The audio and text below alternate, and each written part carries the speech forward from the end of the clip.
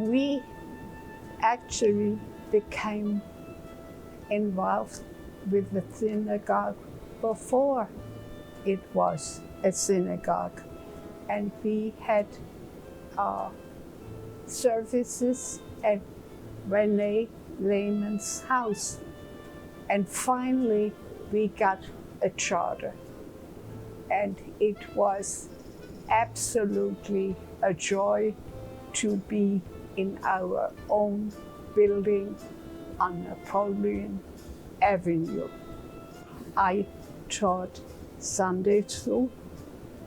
I explained what slavery was, and my husband was the first president of the men's club. And I loved singing with that choir. And I also loved what was called the Neely New Sing. We would all work together. We knew that the money was for the children. For me, Shabbos is very important. I have found in this synagogue peace, security, good feelings. It's a very, very wonderful place. I do believe Miriam and I are probably, at this point, some of the oldest members of the congregation. And we've seen it grow, we've seen it prosper, we've seen the hard days, we've seen the good days. And I must say there are many more good days than hard days. I would hope that the synagogue would attract young people, young children, people who feel free to practice their religion. We want to strive, we want to go on, we want to have a relationship with the entire Jewish community. Coming here, to me, is very important. I get such a wonderful feeling every Shabbos.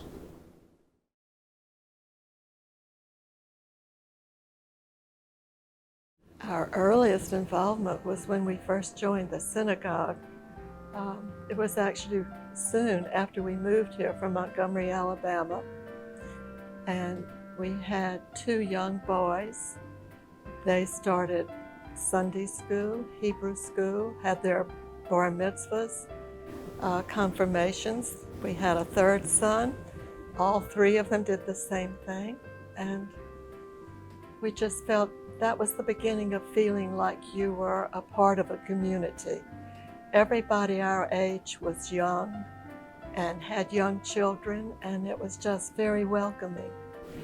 You just felt like you had an extended family, and we still do. I hope it'll always be that way.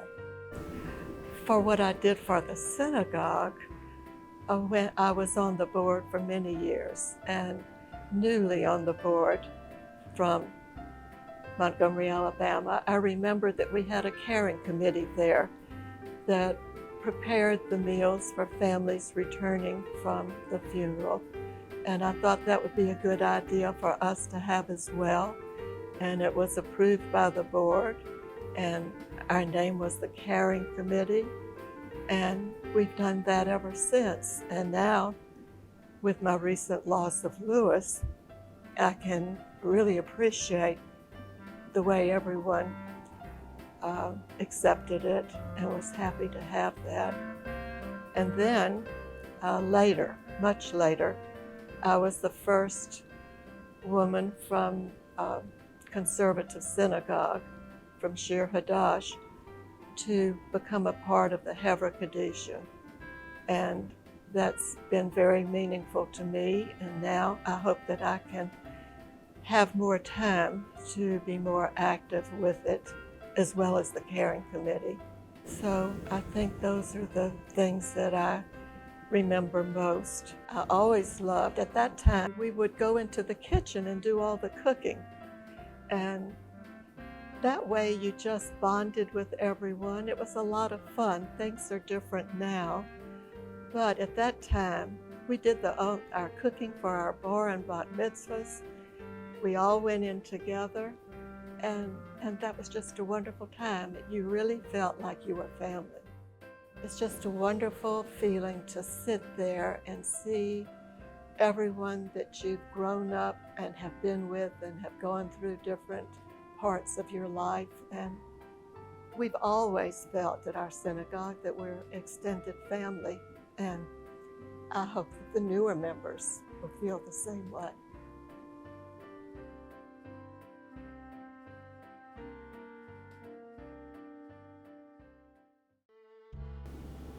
There's nothing that I don't enjoy about the synagogue.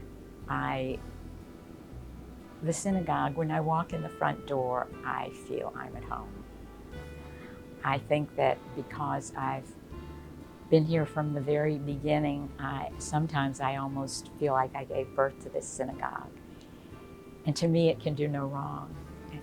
I feel that what I wish for the synagogue, I wish that we had more people that were like this, and I'll call them the founding mothers. I wish we had more people like those 20 people that we had in 1963 that had this passion, this burning desire to make something happen. That's what we really need, and that is my wish. I wish that my children, my grandchildren, my great-grandchildren will feel that they want to come here to be home. I did quite a bit of work in the gift shop. I did a lot of work in the kitchen. I helped prepare many, many meals for kiddush lunches, for bar and bat mitzvahs. In the earlier days, of course, there was the time when we had our nearly new sale, which was pretty much my specialty. Sandy Burstein and I ran the designer clothes, as we like to call them, and we did a pretty good job of it. And we spent hours and hours and hours of our time there, and it was all worthwhile because we were making a lot of money for synagogue. So it was fun and it was rewarding, and I loved every minute of it. When my grandson was bar mitzvah, Rabbi Spector was here, and we had a full house. Everybody wanted to be here to share Justin's bar mitzvah because they felt that, and it takes a village to raise a child, and I thank God that my village here helped me raise Justin. I had a wonderful life cycle event for me. On my 80th birthday, I learned several verses of the Torah, and I prepared to read from the Torah on my birthday. And my children were all here visiting, and I went to the bima, had my aliyah, and then I stepped in front of the Torah, and one of my daughters was on my side, and my grandson was on the other side, and I started reading from the Torah, and my daughter said to me later, she says, "Mom," she says, "I looked down at the Torah and I saw the hands, and I didn't see a man's hands. I saw a woman's hands," and I said, "Those are my mom's hands." And she just couldn't believe it. And when I started reading, everyone in the chapel said, "Oh, that's Rochelle." It was a wonderful event for me. It was definitely a great moment for me. When I was asked to be an honoree, I said, you know, I don't need to be honored. I feel that when you're doing something that you love doing, you shouldn't have to be honored for doing it. And that's basically my philosophy. I stand by it.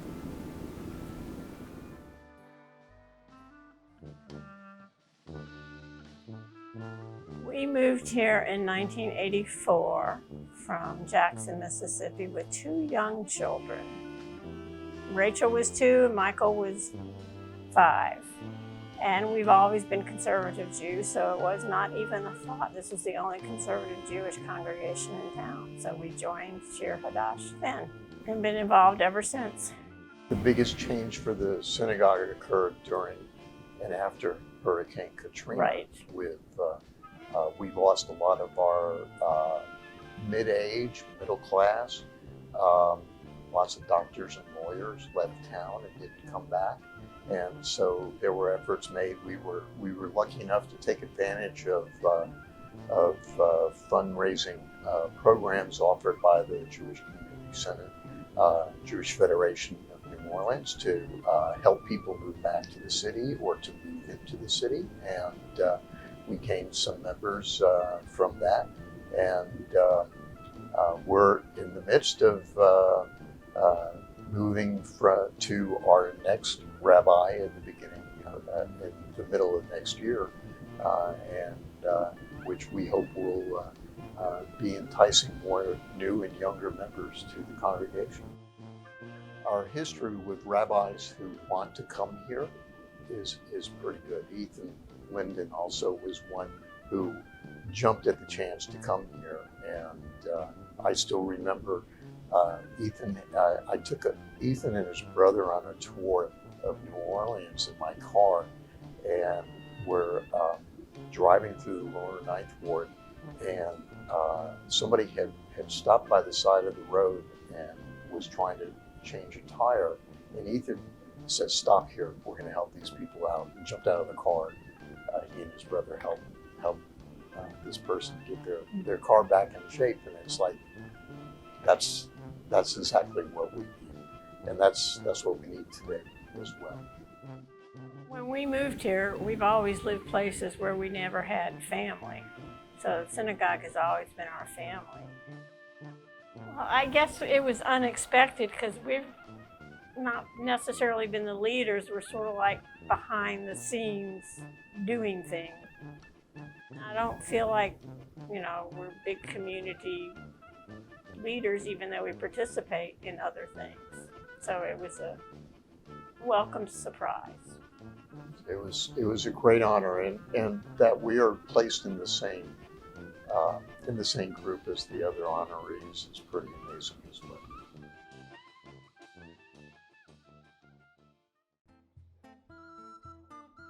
Starting with our first association with the conservative movement, we came to New Orleans in '68 in September. It was in September, right before high holidays, and we went to the Fontainebleau Hotel.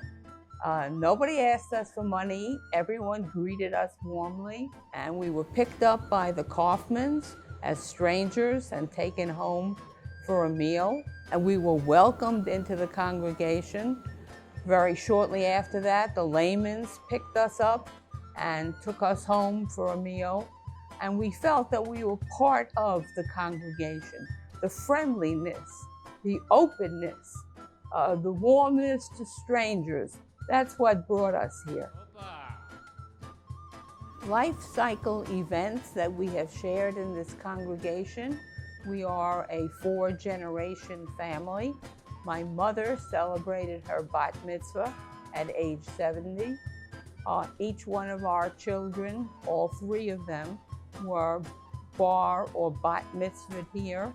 My daughter was married in the sanctuary. My children went to day school and have participated in the service. We very much feel our family is part of this congregation.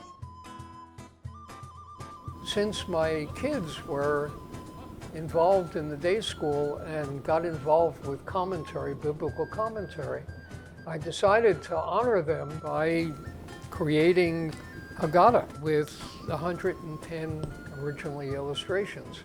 So I had this printed in their honor.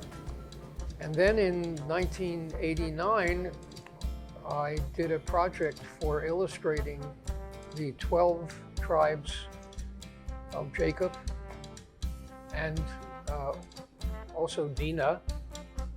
And those are the pictures that hang in the sanctuary. And they also did a series on Jewish holidays, and some of those are hanging in the synagogue. So yeah, if I come into the social room and I see my pictures, it feels like I'm home. The main thing about the congregation is our interaction socially with many of the people, our deepest and dearest friends in New Orleans. It's a very warm congregation, a very open congregation, a very welcoming congregation. I was teaching at Dillard University, which is a predominantly black college, and I could present the Jewish experience to the black community and the black experience to the Jewish community, and I found that bridging between the two communities to be very significant. We are deeply honored. We appreciate the fact that the synagogue is honoring their elders. We are, at this point, the elders. We hope that the young people will learn from our experience and learn to participate, but we are highly honored by this honor that we've received.